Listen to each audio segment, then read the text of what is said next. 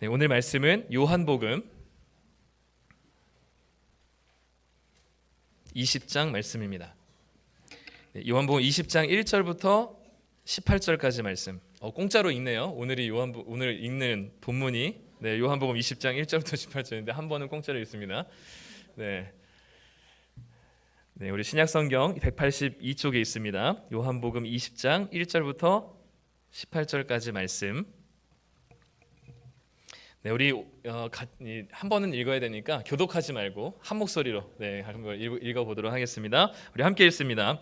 안식 후 첫날 일찍이 아직 어두울 때에 막달라 마리아가 무덤에 와서 돌이 무덤에서 옮겨진 것을 보고 시몬 베드로와 예수께서 사랑하시던 그 다른 제자에게 달려가서 말하되 사람들이 주님을 무덤에서 가져다가 어디 두었는지 우리가 알지 못하겠다 하니 베드로와 그 다른 제자가 무덤으로 갈새 둘이 같이 다름질하더니 그 다른 제자가 베드로보다 더 빨리 달려가서 먼저 무덤에 이르러 구부려 세마포 놓인 것을 보았으나 들어가지는 아니하였더니 시몬 베드로는 따라와서 무덤에 들어가 보니 세마포가 놓였고 또 머리를 쌌던 수건은 세마포와 함께 놓이지 않고 딴 곳에 쌌던 대로 놓여 있더라. 그때야 무덤에 먼저 갔던 그 다른 제자도 들어가 보고 믿더라. 그들은 성경에 그가 죽은 자 가운데서 다시 살아나야 하리라 하신 말씀을 아직 알지 못하더라. 이에 두 제자가 자기들의 집으로 돌아가니라. 마리아는 무덤 밖에 서서 울고 있더니 울면서 구부려 무덤 안을 들여다보니 흰옷 입은 두 천사가 예수의 시체에 뉘었던 곳에 하나는 머리편에 하나는 발편에 앉았더라. 천사들이 이르되 여자여 어찌하여 우느냐 이르되 사람들이 내 주님을 옮겨다가 어디 두었는지 내가 알지 못함이니이다. 이 말을 하고 뒤로 돌이켜 예수께서 서 계신 것을 보았으나 예수이신 줄은 알지 못하더라.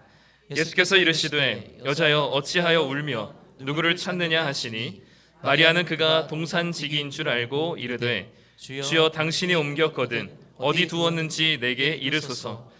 그리하면 내가 가져가리이다.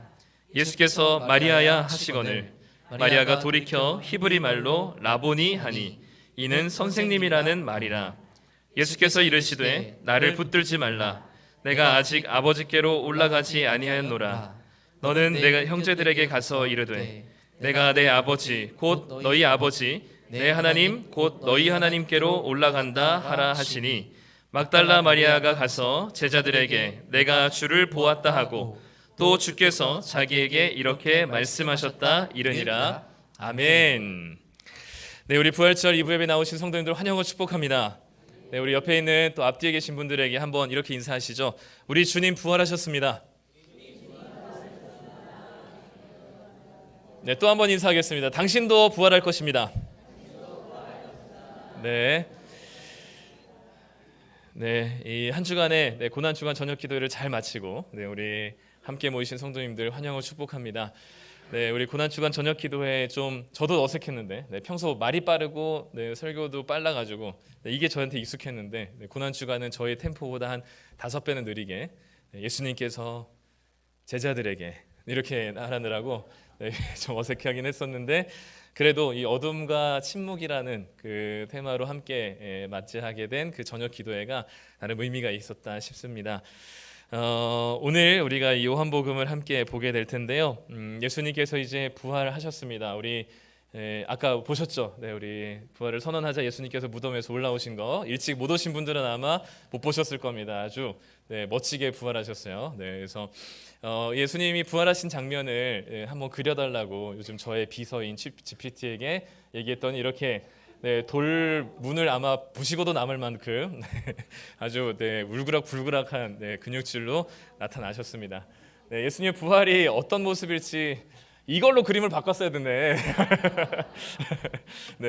어떤 모습일지 다 상상이 되진 않지만 오늘 우리 예수님의 부활한 모습 그리고 예수님이 부활한 모습을 만난 증인들을 함께 좀 생각해 보려고 합니다.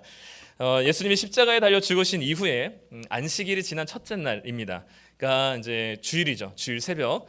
1절에서는 아직 어두울 때라고 되어 있어요. 요한복음에서 어둡다라는 표현은 단순히 시간을 얘기하기보다는 상태를 얘기합니다. 그러니까 제자들이 아직은 십자가의 죽음 아래에서 절망 속에서 힘들어하고 있었던 때라는 거죠. 아무도 이 어둠을 뚫고 어둠을 가르고 나올 수 있는 사람이 없을 때를 가리키는 말입니다. 근데 이 아직 어두울 때 어떤 한 사람이 예수님이 묻히신 무덤에 달려갑니다. 누구죠?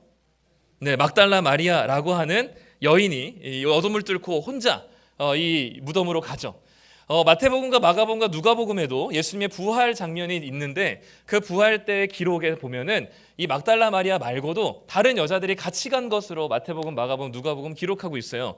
그런데 요한복음만이 마치 막달라 마리아 혼자 이 어둠을 뚫고 제일 먼저 무덤에 간 것으로 보여주고 있습니다. 막달라 마리아가 아주 부각되죠. 막달라 마리아는 예수님이 부활하실 것이라는 것을 알고 갔을까요?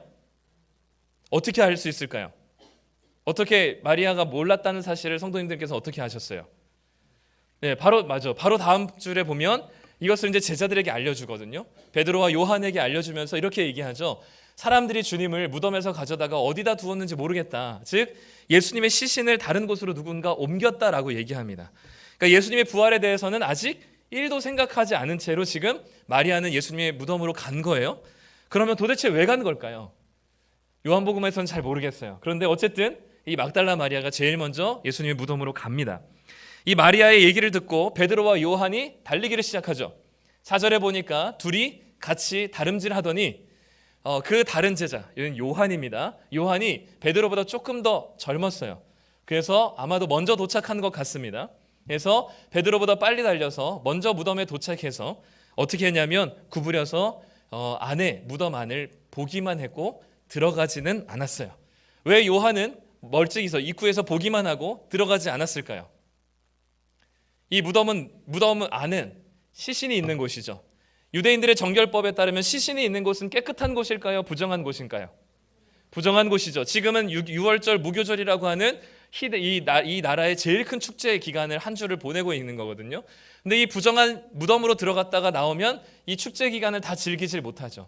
이 잔치에 참여할 수가 없기 때문에 요한은 입구에서 그냥 구부려서 무덤 안을 보기만 할 뿐입니다. 요한 뒤이어 도착한 베드로는 어떻게 했을까요? 네, 6절에 보니까 시몬 베드로가 요한을 따라왔습니다. 그리고 어떻게 했냐면 무덤에 무작정 들어가요. 뭐 부정해지고 정결법이고 상관이 없습니다. 베드로 형님은 그냥 먼저 들어갑니다. 물도 먼저 들어가고 예수님이다 하니까 제일 먼저 뛰어들죠. 근데 베드로가 무덤에 들어가서 세마포와 수건이 잘 정돈되어 있는 것을 봅니다. 자, 이 막달라 마리아도 열린 무덤을 보았고요. 요한도 빈 무덤을 보았고 베드로는 심지어 들어가서 빈 무덤을 보았습니다.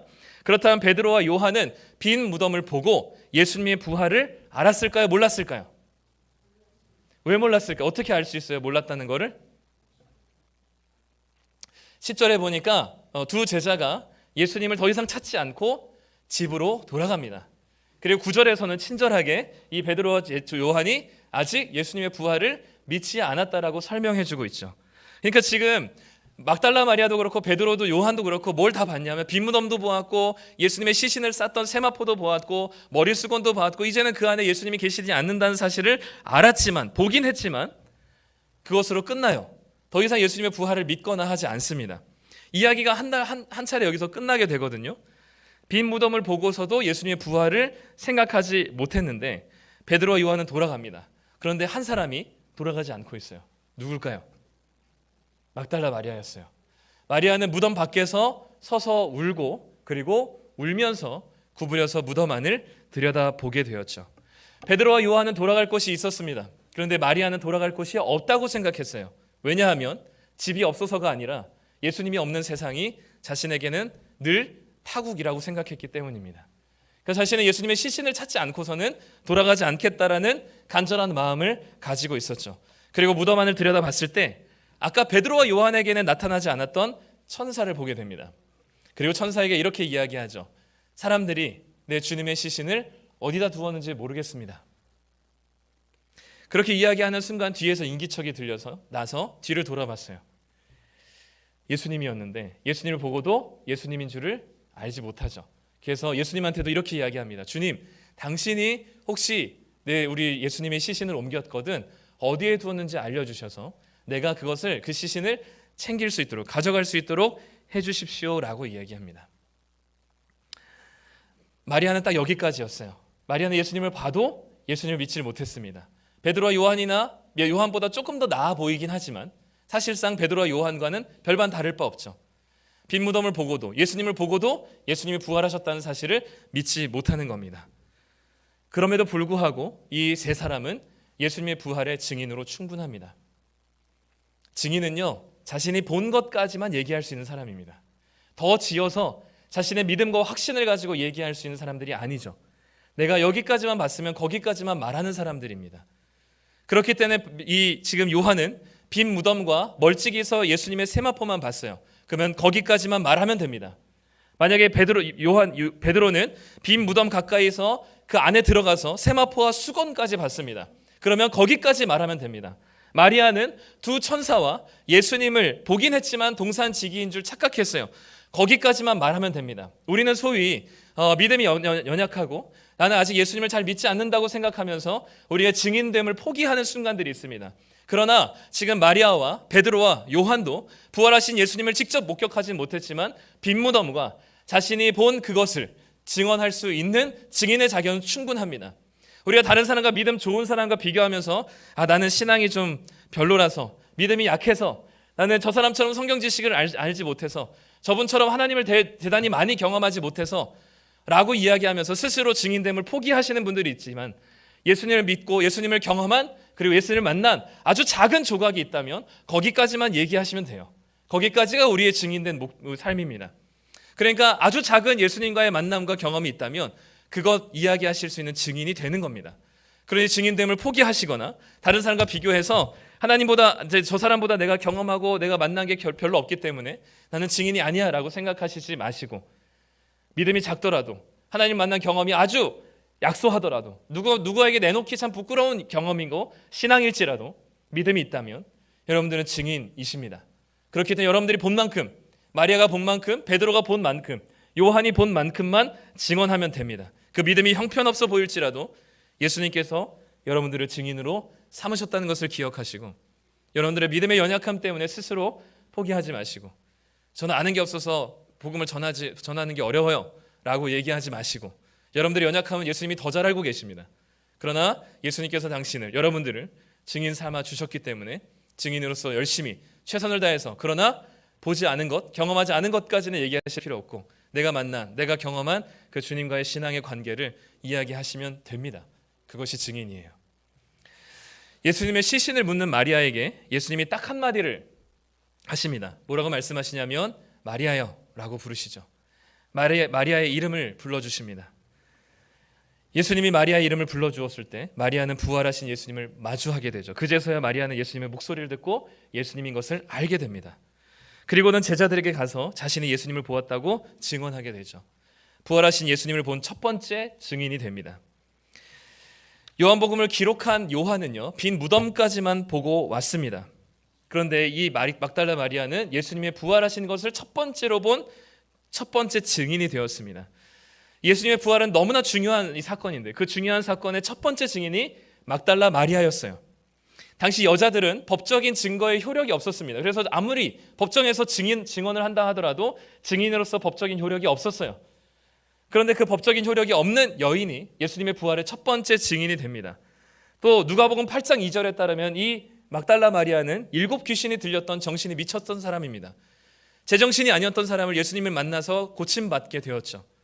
근데 이 막달라 마리아가 미친 사람처럼 과거에 그런 이력이 있었기 때문에 막달라 마리아가 아무리 예수님이 살아나셨다라고 이야기한다 하더라도 사람들이 저 미친 여자가 무슨 얘기를 하는 거야 라고 하면 사실상 그 말은 신뢰할 수 없는 말이죠.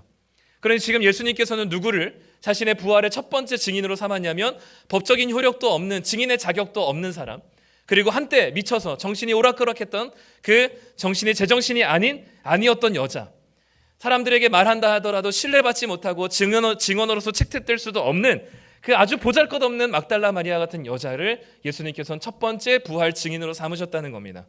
세상의 기준으로 보면 여러분들이나 저나 전혀 쓸모 없습니다. 자랑할 것 없고 가진 것 없고 사람들에게 어필할 수 있는 건 아무것도 없습니다.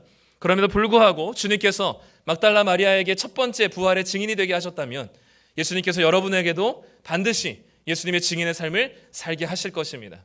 그런 여러분들이 가지고 있는 것, 여러분들의 능력, 여러분들이 보잘것없는 것들을 자책하거나 또는 열등감 가지거나 자괴감 갖지 마시고 우리의 온전한 우리를 증인 삼아 주신 주님 앞에 나아가시는 분들이 되기를 소망합니다. 이 10장에는 자주 반복되는 동사가 하나 있습니다. 보다입니다. 1절과 5절, 6절, 8절, 11절, 14절, 18절, 20절, 25절, 27절, 29절 내내 보다라는 동사가 등장합니다. 예수님을 본 마리아, 예수님을 본 제자들, 예수님을 본 도마. 20장 1절부터 18절까지는 예수님은 마리아에게 자신을 보이셨습니다. 19절부터 23절까지는 제자들에게, 두려워서 떠는 제자들에게 예수님은 자신을 보이셨습니다. 24절부터는 의심하는 도마에게 예수님께서는 자신의 모습을 보이셨죠. 그리고 지금 우리에게도 우리에게 당신의 자신의 모습을 보이시려고 하십니다. 예수님은 지금도 살아 계십니다. 믿으십니까? 정말 예수님께서 부활하신 거 믿으시나요? 부활하신 예수님 보셨어요?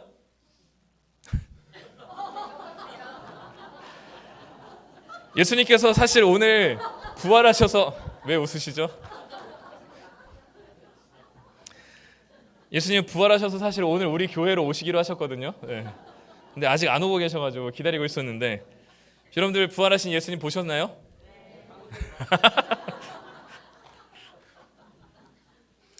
네.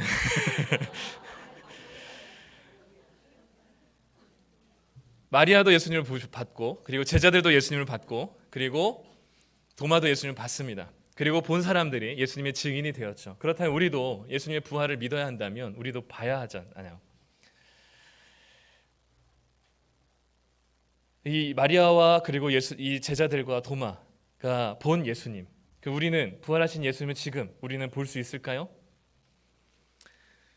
여기서 본 사람은 아무도 없을 겁니다, 아마. 그럼 우리는 예수님의 부활의 증인이 될 수 없을까요? 또는 부활을 믿지 못할까요? 마리아와 제자들과 도마가 본 것은 예수님의 부활하신 예수님 모습입니다. 그런데 그것은 외형적인 모습을 본 것이라기보다는 예수님의 사랑을 경험한 것이라고 볼 수 있습니다. 도마가 본 것이 뭘까요? 예수님의 손바닥에 난 창자국과 못자국과 옆구리에 난 못자국입니다. 예수님이 부활하셨다는 사실을 믿었을 뿐만 아니라 그것을 봤을 뿐만 아니라 그분의 사랑을 보게 되는 것이죠. 일반적으로 증인은 보고 들은 사람이지만 기독교에서 증인은 그 사랑을 경험한 사람들을 얘기합니다. 지금은 우리가 예수님을 볼 수 없지만 예수님의 영이신 성령을 통해서 예수님을 보지 못하고도 믿는 우리를 예수님께서 뭐라고 부르셨냐면 복되다라고 말씀하셨습니다. 29절에 보면 보지 못하고 믿는 자들은 복되도다 말씀하시면서 그렇게 예수님의 영이신 성령을 우리에게 주셔서 예수님의 사랑을 깨닫게 되고 그 예수님의 사랑을 경험하게 된 우리들을 가리켜서 오늘 뭐라고 말씀하시냐면 부활하신 예수의 증인이라 말씀하시죠. 그렇기 때문에 이 부활의 장면을 통해서 보여주시는 것은 인간의 그 예수님을 향한 인간의 사랑이 참 간절하고 진심이긴 하지만 제자들의 그 예수님을 향한 사랑이 한계가 있다는 것을 보여주고 그러나 우리를 향한 예수님의 사랑은 한계가 없다는 것을 보여줍니다. 요한이 예수님을 향한 사랑은 거기까지였어요. 무덤에 제일 먼저 도착하는 것까지였습니다. 안에 들어가서 부정해지는 것까지는 자신이 원치 않았어요. 그게 요한의 한계였습니다. 베드로도 요한보다 좀 더 나은 사랑인 것 같지만 무덤 안에 들어갔지만 예수님의 빈 무덤을 보고 예수님이 부활하신 것을 믿지는 못했습니다. 거기까지가 베드로의 믿음이었고 사랑이었습니다. 마리아도 마찬가지였죠. 무덤을 지키고는 있었지만 정작 예수님을 만났을 때 예수님을 부활하신 예수님이라고 믿지 못했습니다. 거기까지가 마리아의 한계였어요. 그런데 예수님은요. 예수님은 자신을 알아보지도 못하는 그녀를 위해서 그녀의 이름을 불러주십니다. 자신을 알아보지 못하는 제자들에게 자신을 보이십니다. 끝까지 자신을 의심하는 도마에게 자신의 창자국과 못자국을 보여주시죠. 결국 제자들이 본 것은 단순히 예수님의 외형을 본 것이 아니라 제자들이 본 것은 예수님의 사랑을 경험한 것이었습니다. 마리아라는 이름, 그 집을 뚫고 평안하라고 평안을 외치시는 그 주님, 그 예수님이 부활하신 것을 믿지 못하겠다고 얘기했었던 도마에게 창자국과 못자국을 보여주시는 주님, 그 모든 것들은 다 예수님의 외형적인 모습을 봤기 때문이 아니라 그 부활하신 주님을 통해서 그 사랑을 경험했기 때문입니다. 우리 또한 예수님을 외형을 보진 못하지만 우리 안에 예수님의 영이신 성령을 주셔서 예수님의 사랑이 나를 향한 것이었다는 것을 깨닫고 경험하게 하십니다. 주님의 사랑을 알게 되고 깨닫게 되고 그 사랑이 나를 향한 사랑이라는 것을 경험하게 된 우리들 모두를 주님께서는 증인으로 부르시는 것이죠. 예수님의 모습을 보지 못해도 괜찮습니다. 꿈에 예수님이 안 나타나도 괜찮습니다. 여러분들 안에 계신 성령께서 예수님의 그 십자가의 죽으심과 부활이 당신을 향한 사랑이라는 것을 깨닫게 하신다면 그 사랑의 경험이 여러분들 하여금 예수님의 증인이 되게 하실 것입니다. 마지막으로 사도행전 2장 32절 말씀을 읽고 마치겠습니다. 함께 읽겠습니다. 이 예수를 하나님이 살리신지라 우리가 다 이 일의 증인이로다. 아멘. 이 시간은 이 말씀에 따라 증인으로 결단하고자 하는 우리 한 명의 아주 어린 생명에게 세례를 베푸는 시간이 있겠습니다.